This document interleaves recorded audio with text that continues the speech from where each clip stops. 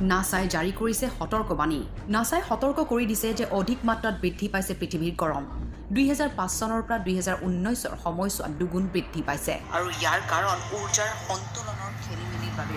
আমি সকলোৱে এইবোৰ নিউজ দেখি থাকোঁ, কিন্তু আমি যদিও চাই আছোঁ, আমাৰ যদিও ভয় লাগি আছে, আমি যদিও সেই ৱাৰ্ণিং পাই আছোঁ, আমি কিন্তু ষ্টেপ কোনো ল'ব পৰা নাই। It's a very high time. আমাৰ এতিয়া আহি গৈছে টাইম যে আমি নিজৰ এনভাইৰনমেণ্টটো, আমি নিজৰ মাদাৰ আৰ্থৰ কাৰণে কিবা এটা কৰিব লাগে। আমি বেছি একো কৰিব নোৱাৰোঁ। ষ্টিল আমি যদি যোনখিনি আমি খাদ্য খাই আছোঁ, সেই খাদ্যখিনি খোৱাৰ যোনটো এটা গুটি, যিকোনো খানাৰ ভিতৰত যিকোনো আমাৰ ফল মূলেই হওক, এটা ভাল জেগাত য'ত মানে আপোনাৰ গুটিখিনিৰ পৰা পুলি ওলাব পাৰে, গুটিখিনি এটা জেগাত ৰাখিব লাগে। তেতিয়া কি হ'ব, আমাৰ ফিউচাৰ জেনেৰেশ্যনৰ কাৰণে এটা গ্ৰীণ পৰিৱেশ আমি দিব পাৰিম। আৰু নিজৰ ঘৰৰ যিকোনো এটা চুকতে হওক এডাল গছ ওলাওক, আমি নিজৰ দেখিলেও আমাৰ ভাল লাগিব। গতিকে এয়াই আছিল আজি মেছেজটো। গছডাল যোনডাল দেখিছে, এই আম গছডাল হৈছে আমাৰ টুটা বাইদেউ কিমান 4 নম্বৰ জেনেৰেশ্যন চলি আছে নেকি? मुंह से सुपारी निकाल के बात कर रहे बाबा। 5-6টা জেনেৰেশ্যনৰ পৰা এই আম গছডাল আমাৰ ঘৰত আছে। এই আম গছডালৰ আমেদি এটা ডিছ বনাবলৈ কাৰণে ওলাইছোঁ। বলক তেনেহ'লে আজি আমি বনাবলৈ গৈছোঁ চিকেন মেংগোৱালা। ফাৰ্ষ্টতে আমি আম ছিঙি ল'ম। এইয়া কেঁচা আম পৰি গ'ল। আমাক ধুনীয়া কেঁচা আম এটা লাগে। এই কেঁচা আমটো লৈ বলক চিকেন মেংগোৱালা বনাম। কেঁচা আম,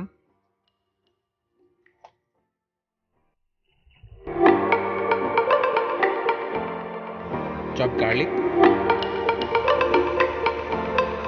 green chili, ginger, amchur powder, আধা পকা আম দি দিম জুলিয়ান কাট, অলপমান ভিনেগাৰ, soya sauce,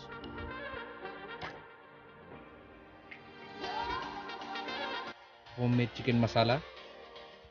এতিয়া আমি ভালকৈ মিক্স কৰি লওঁ। জালুক অলপ বেছিকৈ লাগিব। আমি এইখিনি ভালকৈ মিক্স কৰি ল'লোঁ আৰু এইখিনি 15 মিনিটছ মেৰিনেশ্যনৰ কাৰণে থৈ দিম। অ'কে, আমাৰ মেৰিনেশ্যন হৈ গ'ল। এতিয়া আমি জুইত কেৰাহীখন পাতি দিওঁ, গৰম হ'বলৈ দিওঁ। চিকেন মেংগোৱালাৰ ৰেচিপিটো অলপ টেঙা হ'ব কাৰণ আমি কেঁচা আমো দিছোঁ, আৰু অলপ মিঠাও হ'ব কাৰণ আমি অলপ পকা আমো দিছোঁ। এইটো ডিছ আপোনালোকে ট্ৰাই কৰি চাব কেনেকুৱা পায়। আৰু কেৰাহী গৰম হৈ গৈছে।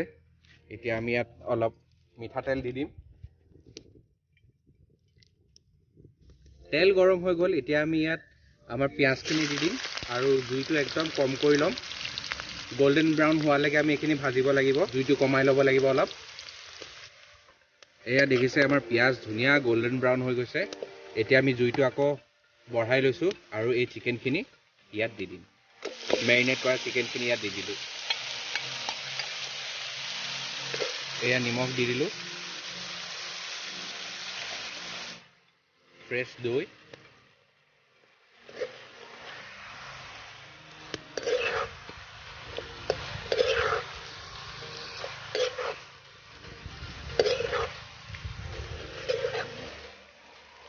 আম, পকা আম,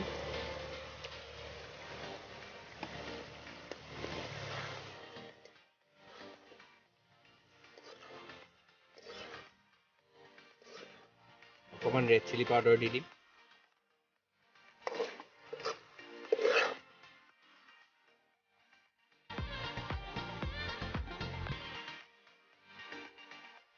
চিকেন মেংগোৱালা একদম ৰেডি হৈ গৈছে। ৱাও, কি ধুনীয়া স্মেল আহিছে। বিনোদ, গোন্ধটো কেনেকুৱা লাগিছে? বঢ়িয়া।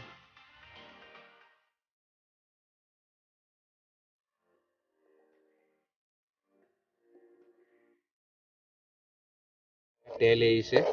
এয়া